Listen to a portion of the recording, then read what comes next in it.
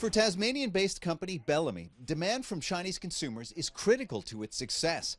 Some of the company's baby food products at this Sydney pharmacy are in huge demand. Only display packages remain on shelves. The company itself has been looking to expand further into China, needs certain regulatory approvals to be able to get that. That's why the decision by Bellamy's board seemed like an easy one, to unanimously approve the company's $1.5 billion Australian dollar sale to China's Meng-niu Dairy company.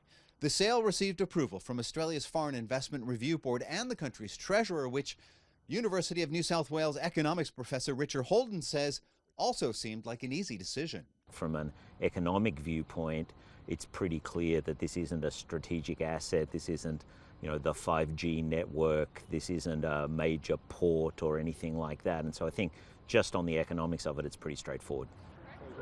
Some people within Australia's government have criticized the sale to Meng-niu, which is part owned by China's government.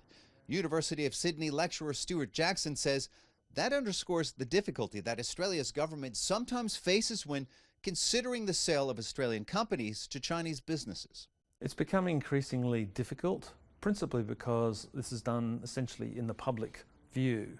If this was done privately, behind closed doors, it's not actually so tricky. There are signs that Chinese foreign investment in this country is declining, according to a recent economic report, by about 5 billion Australian dollars from 2018 to 2017, particularly among state-owned companies.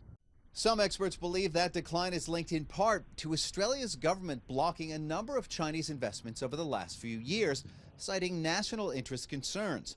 It also blocked Huawei from supplying equipment for the country's 5G network. Holden says all of that makes approving the Bellamy sale relatively simple. The government doesn't want to be saying no at every possible opportunity to China.